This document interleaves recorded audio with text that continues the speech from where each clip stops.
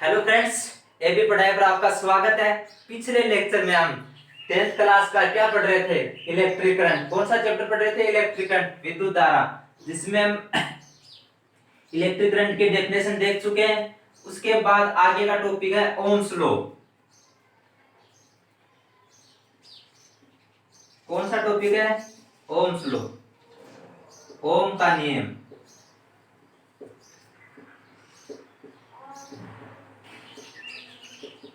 ओम का नियम एक वैज्ञानिक था। ओम क्या था?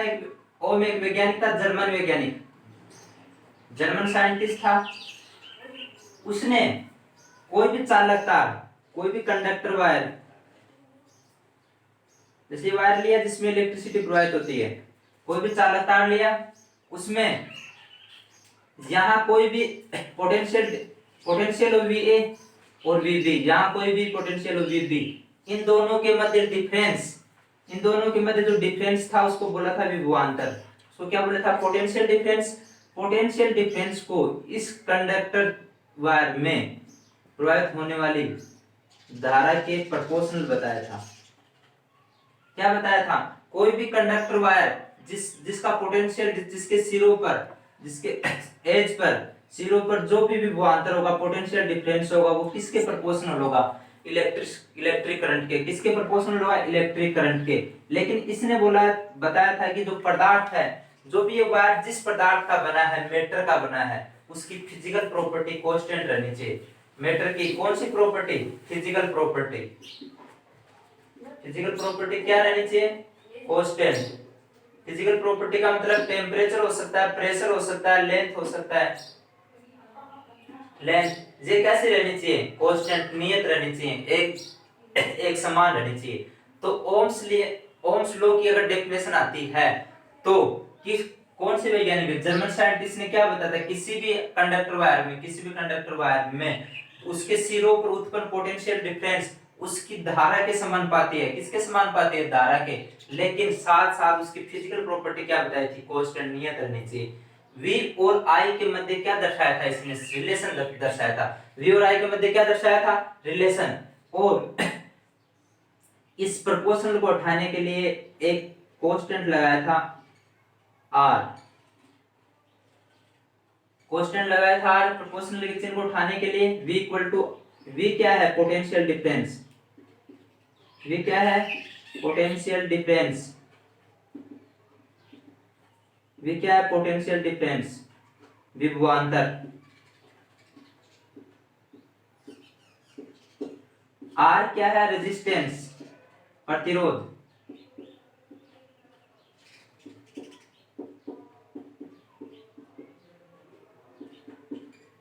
I क्या है? Electric current. I क्या है? करंट, विद्युत धारा। ये रिलेशन किसने बताया था? ओम ने। ये रिलेशन किसने बताया था? ओम ने। यही क्या है? ओम का नियम। बस ओम के नियम में एक चीज याद रखनी है। कौन सी प्रॉपर्टी कांस्टेंट थी? Physical property. कौन सी प्रॉपर्टी कांस्टेंट थी? Physical property. ये ओम का नियम है। ओम ने सोचा कि मेरा नाम चले आगे, इसलिए उन्होंने प्रतिरोध की यूनिट, प्रतिरोध का मात्रक ओम ही रख दिया। प्रतिरोध की यूनिट क्या बोला कि आगे चलकर प्रतिरोध की यूनिट क्या होगी? ओम। मेरा नाम चलता रहेगा, किसका? ओम का। ये प्रतिरोध की क्या होगी? यूनिट। अब क्वेश्चन आता है, यहां से R निकालता हूं V अपॉन I। कई बार क्वेश्चन आता है कि 1 ओम क्या है? व्हाट इज 1 ओम? 1 ओम क्या है? यहां से समझना, अगर पोटेंशियल डिफरेंस का मान 1 वोल्ट ले लूं, 1 ले लूं पोटेंशियल डिफरेंस, और करंट 1 एम्पियर ले लूं, करंट क्या ले लूं? 1 एम्पियर, तो R का मान कितना आएगा? 1 ओम। R का मान कितना आएगा? 1 ओम। यहां से अगर किसी वायर में, किसी चालक वायर में, क्योंकि करंट कौन से में जाएगी? कंडक्टर में जाएगी, इंसुलेटर में नहीं जाएगी। किसी चालक वायर में अगर 1 एम्पियर धारा दी जाए, 1 एम्पियर करंट दी जाए, तो उसमें उत्पन्न विभवांतर अगर 1 वोल्ट है, तो प्रतिरोध का मान कितना होगा? 1 ओम। यहां से I का मान भी 1 करना है, V का मान भी 1 करना है। बस I का मान 1 या 1 एम्पियर धारा देने पर उत्पन्न विभवांतर अगर 1 ओम है, तो ओम तो प्रतिरोध का मान क्या होगा, विभवांतर 1 ओम है तो प्रतिरोध कितना होगा 1 ओम। प्रतिरोध कितना होगा 1 ओम। ये ओम नियम था। ओम के नियम के बाद आगे बढ़ते हैं प्रतिरोध। अब यहां से ओम का नियम, ओम V बराबर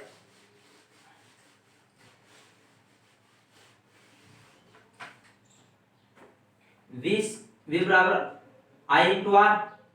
यहां से V और I के मध्य अगर ग्राफ खींचा जाए, क्या खींचा जाए ग्राफ, तो एक सीधी रेखा आती है। ये V और I के मध्य ग्राफ, V और I के मध्य एक आरेख खींचा जाए, ग्राफ खींचा जाए तो एक सीधी रेखा देती है, क्योंकि इस प्रोपोर्शनल में कैसी रेखा आती है, सीधी रेखा आती है। प्रोपोर्शनल में कैसी रेखा आती है, सीधी। उसके बाद प्रतिरोध।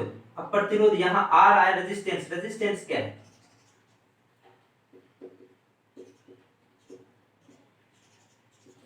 प्रतिरोध क्या है, कोई भी पदार्थ है, जैसे कोई भी पदार्थ किससे बना होगा, कोई भी पदार्थ है, कोई भी मेटर है, वो किससे बना है, मॉलिक्यूल से। किससे बना है, मॉलिक्यूल से। मॉलिक्यूल किससे बना है, एटम से। किससे बना है, एटम से। एटम में क्या होता है, ये तो न्यूक्लियस से इलेक्ट्रॉन चक्कर लगाते हैं।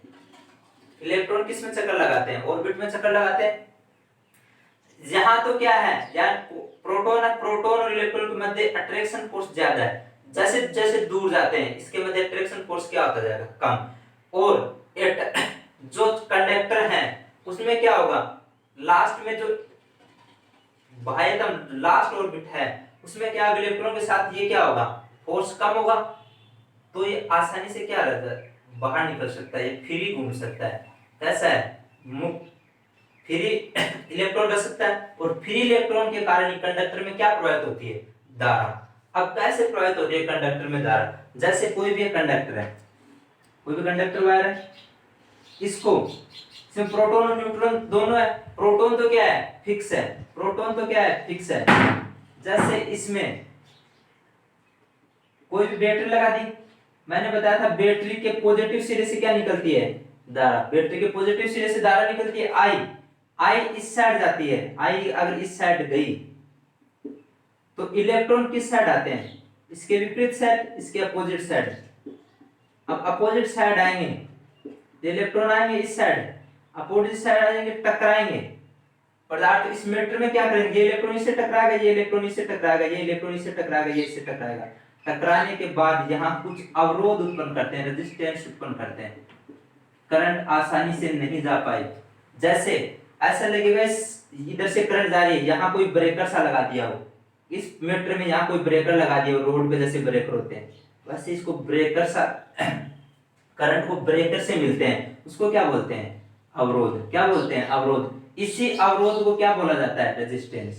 क्या बोला जाता है, रेजिस्टेंस, प्रतिरोध। क्या बोला जाता है, प्रतिरोध। और एक प्रतिरोध, एक ओम की परिभाषा डेफिनेशन देख ली थी। इसमें क्या होगा, किसी भी कंडक्टर वायर को, चालक वायर को, ध्यान रखना कौन से, जिसमें करंट जाती हो, जिस किसी भी चालक तार में अगर बैटरी से जोड़ा जाए तो करंट विद्युत धारा के विपरीत दिशा में क्या जाते हैं, इलेक्ट्रॉन। और इन इलेक्ट्रॉनों के टकराने के कारण क्या उत्पन्न होता है, क्या उत्पन्न होती है, अवरोध उत्पन्न होता है, बाधा उत्पन्न होते हैं। बाधा तो ये करंट आसानी से नहीं जा पाएगी, आसानी से नहीं जा पाएगी। इसको क्या बोलते हैं, रेजिस्टेंस। इसको क्या बोलते हैं, रेजिस्टेंस। अब रेजिस्टेंस की दूसरी डेफिनेशन देखना, करंट में करंट जा रही है उसमें जो अवरोध उत्पन्न करे उसको क्या बोलते हैं, इसमें जो बाधा उत्पन्न करे उसको क्या बोलते हैं, रेजिस्टेंस। चालक तार में धारा में जो अवरोध उत्पन्न करे, चालक तार में धारा में जो अवरोध उत्पन्न करे उसको क्या बोलते हैं, प्रतिरोध। यहां से एक चीज देखना, जैसे ये यहां से करंट जा रही है, यहां इसको ये ब्रेकर से मिल गए, अवरोध मिल गए। यहां करंट की स्पीड माना जाए जैसे बाइक जा रही है, यहाँ बाइक की स्पीड क्या थी, ज्यादा थी। यहाँ ब्रेकर मिलने के बाद बाइक की स्पीड क्या होगी, कम होगी। क्या होगी, कम होगी। सेम केस यही है, यदि यहाँ कोई धारा जा रही है, इलेक्ट्रिक करंट जा रही है, यहाँ स्पीड से जाएगी, यहाँ ब्रेकर मिलने के बाद स्पीड कम हो जाएगी, यहाँ वापस तेज हो जाएगी। अगर यहाँ उसको अवरोध मिल रहा है, प्रतिरोध मिल रहा है तो स्पीड कम हो रही है, इसका मतलब ये वायर चालकता कम प्रदर्शित कर रहा है।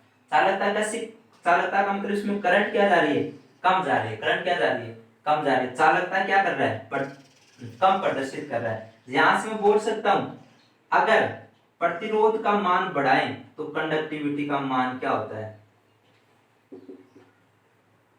कंडक्टिविटी का मान क्या होता है, कम होता है। अर्थात प्रतिरोध के इनवर्सली प्रोपोर्शनल होती है कंडक्टिविटी। चालकता प्रतिरोध बढ़ाने पर क्या होती है, घटती है। जहां से R का मान बढ़ाऊंगा तो कंडक्टिविटी का मान क्या होगा, घटेगा, क्योंकि अवरोध बीच बीच में ब्रेकर क्या मिल रहे हैं, ज्यादा ज्यादा मिल रहे हैं, तो धारा क्या जाएगी, कम, उसकी चालकता क्या हो जाएगी, कम, चालकता क्या हो जाएगी, कम। अब आता है कि प्रतिरोध क्या है, प्रतिरोध कोई भी चालकता किससे मिला होता है, मॉलिक्यूल से, उसके बाद एटम से, एटम में प्रोटॉन न्यूट्रॉन इलेक्ट्रॉन, इलेक्ट्रॉन चक्कर लगाते हैं और चालक तार में इलेक्ट्रॉन कैसे घूमते हैं फ्री, और कोई भी करंट प्रवाहित की तो इलेक्ट्रॉनों क्या होगा, आपस में टकराएंगे, टकराने से कोई अवरोध उत्पन्न करेंगे, बाधा उत्पन्न करेंगे, उसको क्या बोलते हैं, प्रतिरोध। अगर बाधा उत्पन्न करते हैं तो उसमें धारा कैसे जाएगी, करंट क्या जाएगी, कम, कम जाएगी, तो उसकी चालकता कैसी होगी, कम। जैसे एक में तो स्पीड से धारा जा रही है, उसकी कंडक्टिविटी क्या होगी, ज्यादा, एक में धीरे जा रही है, कम जा रही है, उसकी कंडक्टिविटी क्या होगी, कम, कंडक्टिविटी क्या होगी, कम। इसके बाद आगे का टॉपिक है प्रतिरोध की निर्भरता। प्रतिरोध किस किस पर डिपेंड करता है, प्रतिरोध किस किस पे डिपेंड करता है, प्रतिरोध की निर्भरता, प्रतिरोध की निर्भरता, रेजिस्टेंस की निर्भरता,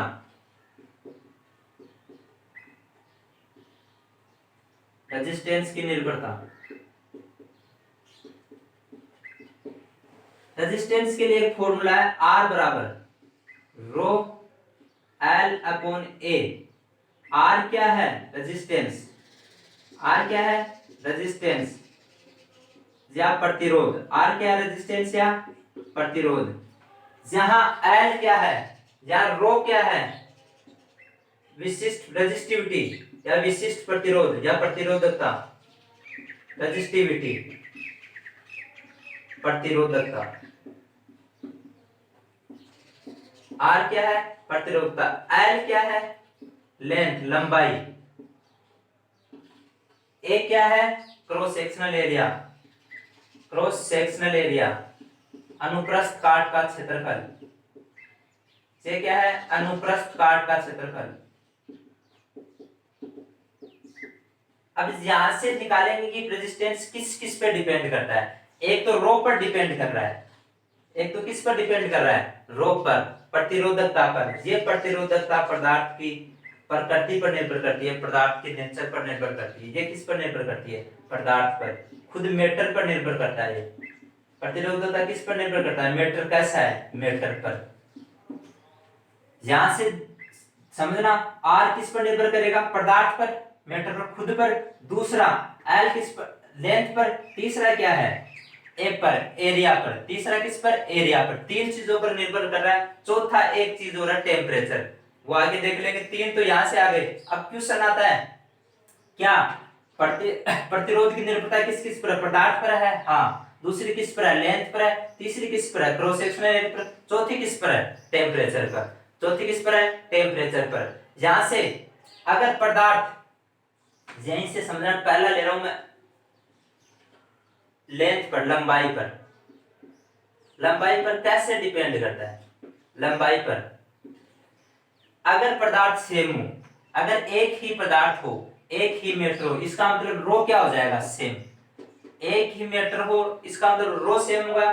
दूसरा, रो के साथ साथ अगर उसका एरिया भी सेम हो, अगर रो सेम हो, रो सेम हो तो क्या होगा, मीटर सेम होगा, पदार्थ सेम होगा। दूसरा, एरिया क्या हो, सेम। अगर ये दोनों कांस्टेंट हो किसी भी पदार्थ के लिए, लेकिन उस पदार्थ की तार की लंबाई क्या है, अलग अलग, एल लंबाई अलग अलग, तो आर किसके समानुपाती है, आर किसके प्रोपोर्शनल है, लेंथ के। क्वेश्चन आता है, आर लंबाई बढ़ाने पर, यहां से एल बढ़ाएंगे, एल इंक्रीज करेंगे तो आर का मान क्या होगा, बढ़ेगा। आर का मान क्या होगा, बढ़ेगा। आर बढ़ाएंगे, एल का मान क्या होगा, बढ़ेगा।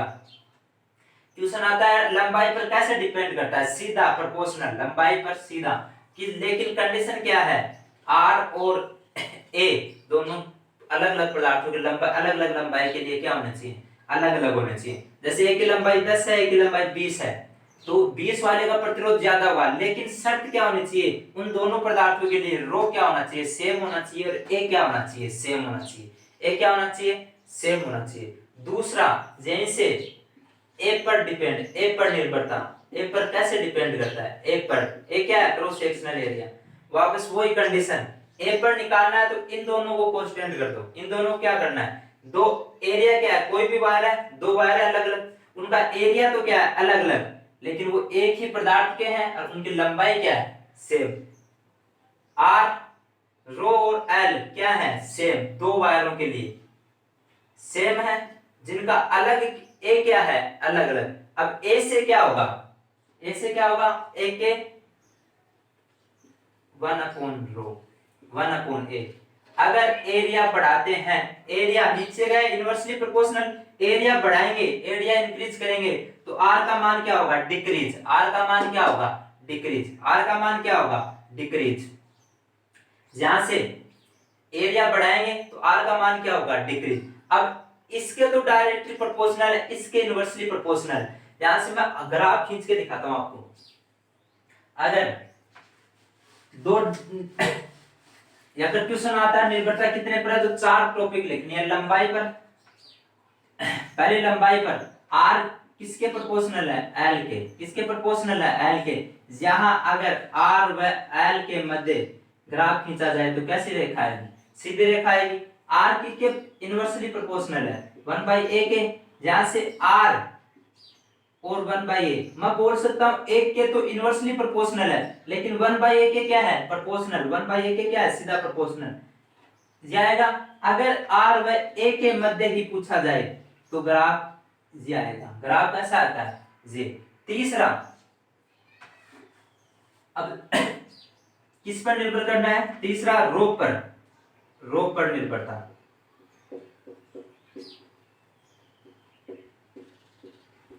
अब रो पर निर्भरता के लिए एक एक्सपेरिमेंट करा गया। एक्सपेरिमेंट किया गया जिसमें कोई भी दो वायर लिए गए, जैसे चांदी का ले लिया Hg, एक कॉपर का लिया गया Cu, दो वायर लिए गए। इन दोनों की L व A, इसके लिए L 10 है तो इसके लिए भी कितनी ली गई, 10। L व A दोनों का, इसके लिए एरिया 1 है तो इसके लिए भी कितना लिया गया, 1। दोनों को कांस्टेंट कर दिया गया। क्या कर दिया गया, कांस्टेंट। तो देखा गया R जो कॉपर का था, R किसका था, कॉपर का, वो ज्यादा था किससे, चांदी के से। निकाला गया। ये किस पर निर्भर कर रहा है, रो किस पर निर्भर करता है, रो सिर्फ पदार्थ की प्रकृति पर, स्वयं पदार्थ पर कौन निर्भर करता है, मैटर पर कौन निर्भर करता है, रो। रो पर निर्भरता। तो देखा गया कि चांदी ली, कॉपर लिया, एल इन दोनों को कांस्टेंट कर दिया तो आर किसके लिए ज्यादा आया था, कॉपर के लिए। किसके लिए ज्यादा आया था, कॉपर के लिए। और भी एक्सपेरिमेंट किए गए, आर चांदी के लिए क्या था, कम था। अब जिसके लिए आर ज्यादा होता है, इसमें आने वाले, ऐसे याद नहीं तो इसमें आने वाले ब्रेकरों की संख्या क्या होगी, कॉपर में तो क्या होगी, ज्यादा। ब्रेकर ज्यादा होगा, आपकी स्पीड क्या होगी, कम। इसकी चालकता क्या होगी, कम। इसकी चालकता क्या होगी, कम। ऐसे ही अब देखा गया चांदी प्रतिरोध का मान एल्यूमिनियम के लिए सबसे ज्यादा था, उसके बाद सोने के लिए था, सोना, उसके बाद कॉपर, उसके बाद Ag। ये किसका मान था, आर का मान। देखा गया, इनको फिक्स कर करके देखा गया तो एल्यूमिनियम का मान, एल्यूमिनियम का प्रतिरोध क्या था, सबसे ज्यादा था। उसके बाद ओरम, सोने का था, उसके बाद कॉपर, तांबे, उसके बाद चांदी। अब प्रतिरोध के तो व्युत्क्रम प्रति इनवर्सली प्रोपोर्शनल। अगर चालकता निकाली जाए, कंडक्टिविटी निकाली जाए, AgCu Au और एल्यूमिनियम, ये किसका क्रम है, कंडक्टिविटी का। ये बार बार पूछ लिया जाता है। ये निर्भर किस पर कर रहा है, पदार्थ पर। पदार्थ अलग अलग है, पदार्थ है, यहाँ चांदी यहाँ कॉपर है, ये पदार्थ पर निर्भर कर रहा है। ये क्या कर रहा है, पदार्थ पर निर्भर कर रहा है। ये क्या है, पदार्थ पर निर्भर करता है। ये तीन की निर्भरता हो गई। प्रतिरोध एल्यूमिनियम का ज्यादा था, इसलिए एल्यूमिनियम की चालकता क्या होगी, कंडक्टिव, उसमें करंट क्या जाएगी, कम जाएगी। करंट क्या जाएगी, कम जाएगी। अब लास्ट एक और है, किस पर निर्भरता, चौथा, प्रतिरोध की ताप पर निर्भरता, टेम्परेचर पर निर्भरता। किस पर? टेम्परेचर पर निर्भरता। अब मेटल ली, कोई मेटल ली, धातुएं, जैसे कॉपर, तांब, ये ले ली, कॉपर और एग्जिन, ये धातुएं ली। देखा गया जैसे आप धातुएं मनुष्य की तरह मान सकते हो, इंसान की तरह। जैसे देखा गया इसमें क्या होगा, जैसे आपको एक तो सिंपल रोड है, सिंपल सड़क है, उस पर जा रहे हो, दूसरी एक रोड है, सड़क है जिस पर आग लगी हुई है, उसमें जा रहे हो, आपकी स्पीड कौन सी में कम होगी? आग वाली में। यहां भी टेम्परेचर बढ़ा दिया जाए, अगर टेम्परेचर को इंक्रीज कर दिया जाए तो आर का मान क्या हो जाता है? इंक्रीज हो जाता है। आर का मान क्या हो जाता है? इंक्रीज हो जाता है। आर का मान इंक्रीज होगा तो आई का मान क्या होगा? डिक्रीज। आई का मान क्या होगा? डिक्रीज। यहां से अगर धातुएं हैं, अगर धातुएं हैं तो टेम्परेचर बढ़ाने पर, टेम्परेचर बढ़ाने पर प्रतिरोध का मान क्या हो जाता है? बढ़ जाता है। आई का मान क्या हो जाता है? कम हो जाता है। आई का मान क्या हो जाता है? कम हो जाता है। दूसरी, मेटेलॉइड्स उपधातुएं हैं, मेटेलॉइड्स उपधातुओं में, उपधातुओं में जस्ट इसका अपोजिट है। उपधातु में टेम्परेचर बढ़ाओगे तो आर का मान क्या होगा? कम। एक मेटल याद रख लोगे तो उपधातु उससे क्या हो जाते हैं? उल्टी हो जाएंगे। आर का मान कम होगा तो आई का मान क्या होगा? ज्यादा। इस सिलिकॉन और जर्मेनियम इसके एग्जांपल है, सिलिकॉन और जर्मेनियम। क्या एग्जांपल है? सिलिकॉन और जर्मेनियम। उसके बाद तीसरा, नॉन मेटल। नॉन मेटल में टेम्परेचर बढ़ाओ या घटाओ कोई प्रभाव नहीं पड़ेगा। लेकिन एक चीज देखना, जैसे मैं मेटल ले रहा हूं, V बराबर क्या था? I R. आई का मान क्या होगा? V upon R. यहां टेम्परेचर को कम करता हूं, या टेम्परेचर को कम कर रहा हूं, मेटल के लिए टेम्परेचर को कम कर रहा हूं, आर का मान क्या होगा? कम होगा। अगर टेम्परेचर को और कम किया, टेम्परेचर को और कम किया, आर का मान क्या होगा? और कम होगा। एक टेम्परेचर ऐसा आएगा जिसमें आर का मान कम होते होते लगभग कितना आ जाएगा? जीरो। लगभग कितना आ जाएगा? जीरो। जिस टेम्परेचर पर एकदम कम टेम्परेचर और ज्यादा कम करेंगे तो आर का मान क्या आ जाएगा? जीरो। जिस टेम्परेचर पर आर का मान जीरो हो जाए, अगर किसी भी संख्या में, किसी भी नंबर में जीरो का भाग दे, जीरो से डिवाइड करें तो आई का मान कितना आता है? इनफाइनाइट। आई बहुत ज्यादा आएगी। आई क्या आएगी? बहुत ज्यादा। आई का मान क्या होगा? बहुत ज्यादा होगी। ऐसी रोड होगी जिसमें ब्रेकर नहीं होंगे, हाईवे होगा, हाईवे पर स्पीड क्या होती है? ज्यादा। तो इसमें ऐसी धातुएं होंगी। मैंने किसके लिए लिया था? मेटल के लिए। किसके लिए लिया था? मेटल के लिए। मेटल के लिए टेम्परेचर कम करते हैं, और कम करते हैं, और कम करते हैं, एक टाइम पर क्या आएगा? आर का मान क्या आएगा? जीरो। क्या आ जाएगा? जीरो आ गया। जीरो आते किसी भी संख्या को जीरो से डिवाइड करें, आई का मान क्या हो जाएगा? बहुत ज्यादा। ऐसे पदार्थों को, ऐसी मेटल को बोलते हैं सुपर कंडक्टर, अति चालक। ऐसे मेटल को क्या बोलते हैं? Super conductor. जो एकदम लो टेम्परेचर पर प्रतिरोध का मान जीरो प्रदर्शित कर दें, वहां आई का मान क्या हो जाएगा? बहुत ज्यादा। ऐसे को क्या बोलते हैं? अति चालक। जैसे एक एग्जांपल बता रहा हूं, पारा के नाम सुना? Hg। Hg को अगर 4.2 केल्विन पर, 4.2 केल्विन पर लिया जाए तो आर का मान क्या हो जाता है? जीरो। आर का मान कितना हो जाता है? जीरो। आर का मान कितना हो जाता है? जीरो। ये हो गई प्रतिरोध की। प्रतिरोध किस पर डिपेंड करता है? पहला किस पर था? लंबाई पर डायरेक्टली प्रोपोर्शनल, एरिया पर इन्वर्सनली, रो पर कैसे कैसे याद रखना, चांदी, सोना, एल्यूमिनियम वाला, और टेम्परेचर पर मेटल के लिए बढ़ेगा, मेटलॉइड्स के लिए घटेगा। और मेटल और मेटलॉइड्स में एक चीज और याद रखनी थी, क्या? अगर टेम्परेचर बढ़ा दें, टेम्परेचर बढ़ा दें तो आर का मान क्या हो जाता है? कम। आर का मान कम हो जाएगा। एक कंडीशन ऐसी आएगी, आर का मान क्या हो जाएगा? जीरो। जीरो पर कैसा हो जाएगा? आई का मान। एक चीज और देखना, आर बराबर क्या था? रो एल अपॉन ए। यहां रो क्या है? रजिस्टिविटी। रो क्या है? रजिस्टिविटी, प्रतिरोधकता। अब इसको, प्रतिरोधकता को समझाने की कोशिश करते हैं, समझना। प्रतिरोधकता क्या है? मैंने एक चीज तो बताई, प्रतिरोधकता ओनली किस पर डिपेंड करती है? मेटल पर। किस पर डिपेंड करती है? मीटर पर। याद रखना ये एल बाय ए पर डिपेंड नहीं करती है। किस पर डिपेंड नहीं करती है? एल बाय ए पर। अगर क्वेश्चन आए प्रतिरोधकता ओनली किस पर डिपेंड करती है? पदार्थ पर। किस पर डिपेंड करती है? पदार्थ पर। अब मेरे को निकालना है पदार्थ का मान, प्रतिरोधकता का मान निकालना है। अगर एल बराबर 1 मीटर हो, एल बराबर क्या हो? 1 मीटर हो। दूसरा लेंथ का मान, एरिया का मान 1 मीटर स्क्वायर हो, तो जो इन दोनों में आर यहां से क्या आएगा? रो 1/1, ये क्या आ जाएगा? 1। आर बराबर क्या होगा? रो। यहां से भी बोल सकता हूं अगर इफ लेंथ 1 मीटर हो, एरिया 1 मीटर स्क्वायर हो, तो पदार्थ का जो रेजिस्टेंस है वही क्या है? रेजिस्टिविटी। पदार्थ का जो रेजिस्टेंस है वही क्या है? रेजिस्टिविटी। अब इसकी कई बार यूनिट पूछ लेते हैं। रो की यूनिट क्या है? आर की यूनिट क्या है? ओम। आर की यूनिट क्या है? ओम। रो की निकालनी है। एल की यूनिट क्या होती है? मीटर। एल की क्या होती है? मीटर। और एरिया की क्या होती है? Metre square.